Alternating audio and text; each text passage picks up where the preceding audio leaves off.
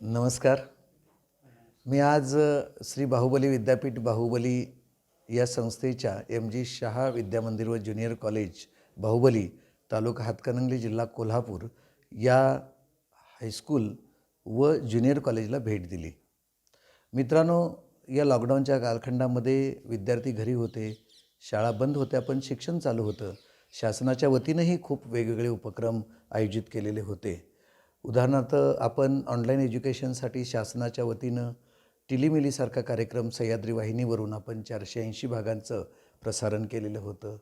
गलीगली सिमसिम होतं, miss call करो, कहाणी सुनो याही वेगवेगळ्या उपक्रमांचं आयोजन केलेलं होतं. जिओ TV, जिओ सावन हे उपक्रम संस्थेनं विद्यार्थ्यापर्यंत पोहोचवण्याचा त्यांच्या परीनं खूप चांगला प्रयत्न केलेला आहे. त्याबद्दल पहिल्यांदा मनस्वी त्यांचं अभिनंदन.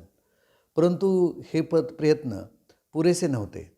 कारण जरी कोल्हापूर जिल्हा डोंगराळ असेल तरी शिरोळ आणि हातकणंगले हा जरा भाग थोडासा सखल भाग असल्यामुळं तरीसुद्धा रेंज आणि विद्यार्थ्यांची आर्थिक परिस्थिती यामुळे मोबाईलचं पॅकेज मारणं, एका घरातली 2 मुलं असल्यानंतर काही अडचणी निर्माण होत होत्या आणि म्हणून संस्थेनं 21 मार्चच्या लॉकडाऊननंतर पुढे दुसऱ्या वर्षाच्या म्हणजे नवीन शैक्षणिक वर्षाच्या 2020-21च्या या शैक्षणिक वर्षामध्ये 9 ते 14 जून व्हिडिओ निर्मिती कार्यशाळा संस्थेतील 7 शाखातील शिक्षकांच्यासाठी घेतली आणि सर्वांनी मिळून 7 शाखासाठी एकत्रित व्हिडिओ प्रत्येक घटकावरती तयार करून ते प्रसारित करून पालकांच्यापर्यंत, विद्यार्थ्यांच्यापर्यंत पोहोचवण्याचा एक स्तुत्य उपक्रम केलेला आहे. शिक्षकांना टेकसेवी बनवल्याशिवाय हे शक्य नाही आणि या गोष्टीचा विचार करून संस्था स्तरावरती, शाळा स्तरावरती या शैक्षणिक तंत्रज्ञानाचं त्यांना प्रशिक्षण देण्यात आलं.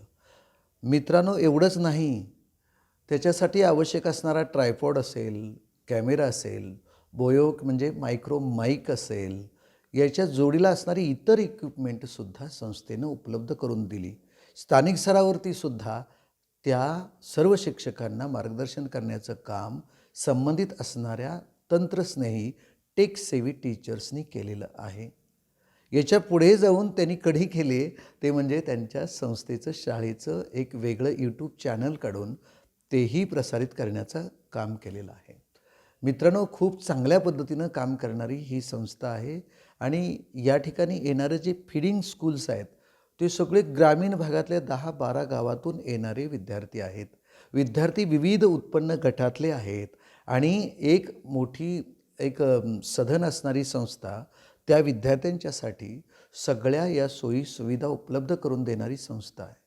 आणि म्हणून या ठिकाणी मी दिवसभरामध्ये जे ऑब्झर्वेशन केलं त्याच्यामधून मला काही बाबी ज्या जाणवल्या त्यामध्ये अत्यंत महत्त्वाची बाब असे की 23 नोव्हेंबरनंतर 10 नोव्हेंबरच्या शासन निर्देशानुसार ज्या सोयी करणं अपेक्षित होतं, जे शासनाचे निर्देश होते त्या निर्देशांचं तंतोतंत पालन केलेलं दिसून येतं.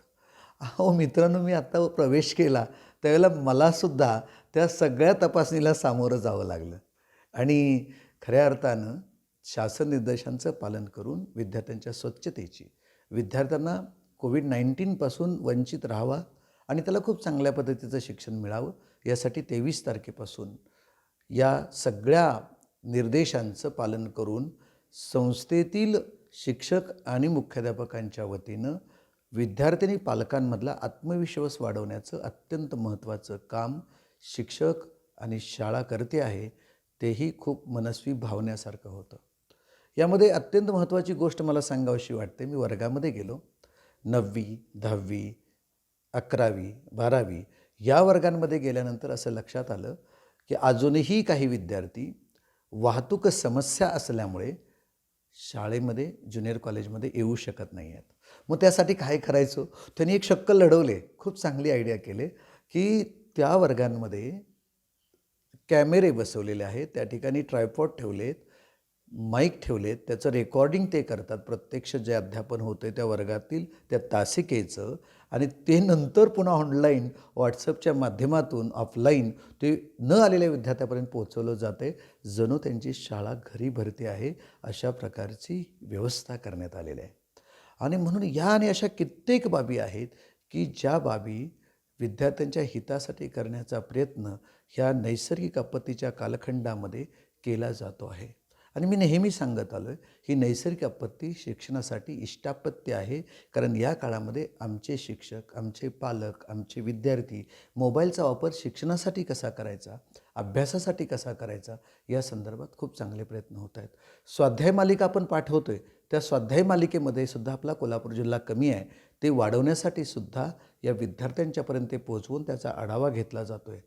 आता यासारखे असणारे समुपदेशनाचे भाग जे काही आम्ही संस्थेच्या वतीनं, शासनाच्या वतीनं यांच्यापर्यंत पाठवतो आहे, तेही अत्यंत महत्त्वाचे घेतले जात आहेत.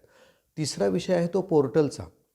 पोर्टलवरती माहिती भरायची आहे, तीसुद्धा तंतोतंत माहिती भरून त्याची टक्केवारी वाढवण्याचा प्रयत्न केला जातो आहे. खऱ्या अर्थानं विद्यार्थी हे दैवत आहे आणि या ठिकाणच्या शिक्षकांची धडपड म्हणजे त्याची पूजा आहे. आणि शाळा ही खऱ्या अर्थानं या ठिकाणच्या धडपड आणि पूजा, दैवत आणि असणारे पुजारी हे खरं ज्ञानमंदिर आहे. आणि ह्या विद्येच्या मंदिरामध्ये चाललेल्या धडपडीस मला वाटतं मी शुभेच्छा देतो. आणि अशाच प्रकारचं एक काम खूप चांगल्या पद्धतीनं इतरांना आदर्शवत व्हावं, अशा पद्धतीचं पुढे चालू राहावं, यासाठी या शाळेचे मुख्याध्यापक आदरणीय बेडगे सर, उपमुख्याध्यापक साजने सर, त्याचबरोबर पर्यवेक्षक वाडकर सर आणि आमचे मित्र विनोद मगदूम सर आणि त्यांची टीम, या सर्वांना मी धन्यवाद देतो आणि या ठिकाणी थांबतो. नमस्कार.